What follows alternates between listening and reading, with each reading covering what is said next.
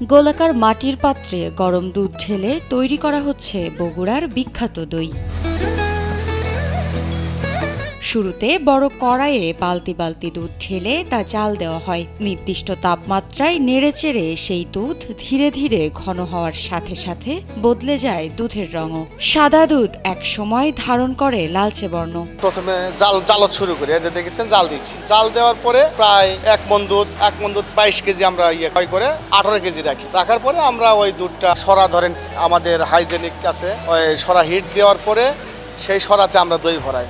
এভাবেই প্রায় 4 থেকে 5 ঘন্টা ধরে 1 মণ দুধ জাল দিতে দিতে যখন তা 18 কেজিতে নেমে আসে, তখন দুধের সাথে চিনি মিশিয়ে সামান্য তাপ দিলেই তা দই তৈরির উপযোগী হয়ে ওঠে। ডিজিটাল পদ্ধতিতে কম সময় লাগে আর সনাতন পদ্ধতিতে বেশি সময় লাগে। দুধ আসার থেকে দই আমাদের ফিনিশ হওয়ার পর্যন্ত আমাদের হচ্ছে 8 থেকে 9 ঘন্টা লাগে, আর সনাতন পদ্ধতিতে 12 থেকে 14 ঘন্টা লাগে। এরপর মাটির কাপ বা সরাই সেই দুধ ঢেলে 8 থেকে 9 ঘন্টা ওভেনে অথবা সনাতন পদ্ধতি মাটির চুলায় রেখে সারা রাত ঢেকে রাখা হয়। এভাবেই তৈরি হয় বগুড়ার বিখ্যাত দই। দই বনের পরে 2-2.5 ঘন্টা হিট দেওয়া লাগে, ওই দইয়ের ভিতরে বীজ দিতে হয়। দেওয়ার পরে 2-3 ঘন্টা হিট দেওয়ার পরে আমাদের দইটা হয়ে যায়। এর আগে ভিন্ন ভিন্ন গোয়ালার কাছ থেকে সংগ্রহ করা হয় গরুর খাঁটি দুধ। সেই দুধ ল্যাবে পরীক্ষা করার পর শুরু হয় দই তৈরির প্রক্রিয়া। কিছু গোয়াল দুধ দেয়, নিয়ে আসার পরে আমাদের এখানে ল্যাব আছে, কিউসি টেস্ট করার পরে আমাদের যেটা গ্রহণযোগ্য, যেটার ভিতরে ভেজাল নাই, সেই দুধটা আমরা এখানে গ্রহণ করি। অন্যান্য জেলায় দই তৈরি হলেও বগুড়ার দই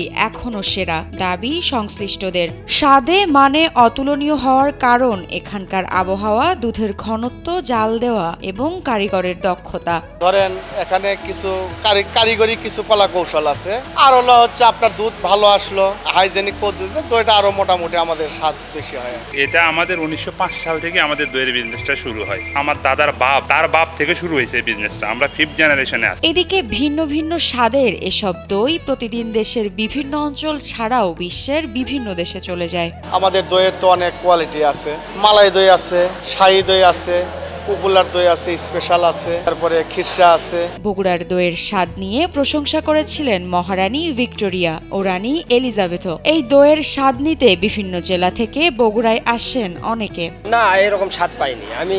আপনার গাইবান্ধাতে দই খাইছি, এরকম সুস্বাদু স্বাদ না। তারপরে শেরপুর খাইছি, ওই রকম শেরপুরেরটাও খুব একটা ভালো না মানুষ। আমি এখান থেকে দই নিয়ে যাই, আমার ঢাকাত পেটে দিই, আমার আরো আত্মীয় স্বজন আছে, তাদের বলি যেখান থেকে দই নিয়ে যান, খুবই ভালো। শুরুতে ভাড়ে করে বাড়ি বাড়ি দই বিক্রি হলেও এখন গোটা জেলায় 2000-এরও বেশি কারখানায় দই উৎপাদন হয়। শহর সহ গোটা জেলায় কয়েকশো শোরুম রয়েছে দই বিক্রির। যে কোনো অনুষ্ঠানে অতিথি আপ্যায়নে বিকল্প নেই বগুড়ার দইয়ের। দইটাকে এখন মাটিতে না যে আমরা মেশিনের মধ্যে দুধ ভরায় দিচ্ছি, এটা 3 থেকে 4 ঘন্টায় আমরা দইটাকে প্রোডাক্টটাকে বের করতে পারতেছি এবং হাইজেনিক উপায় ওভেন দিয়ে আমরা এই কাজগুলো করতেছি।